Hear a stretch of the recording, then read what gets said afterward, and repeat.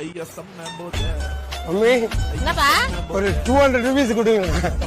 200 ரூபாப்பா 500 ரூபாய் அனுப்பியிருக்கேன் பாரு. 500.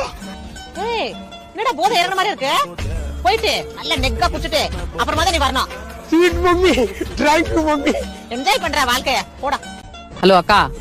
என்னடி சொல்லு. அக்கா என்னக்கா நீ உங்க பையனுக்கு நீயே குடிக்கிறதுக்கு காசு கொடுத்துருந்தியா?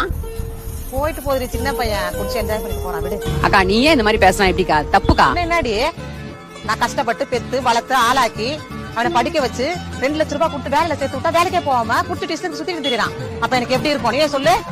அதான் என்ன பண்ண ஏன் பாலிசியே போய் அந்த ஒரு பாலிசியை போட்டு வச்சிருக்கேன். என்ன பாலிசி அது? இன்சூரன்ஸ் பாலிசி செத்து பணம் தருவாங்கல்ல அதை போட்டு வச்சிருக்கேன். ஐயோ அக்கா பயங்கரமான ஆளுக்கா நீ. ஆமா 8 வருஷம் ஆகி போச்சு. இன்னும் 2 வருஷம் தான். நீ செத்து போச்சுன்னு வச்சுக்க அந்த காசை வாங்கி என் பொண்ணு கல்யாணத்தை ஜாம் பண்ணிடுவேன்.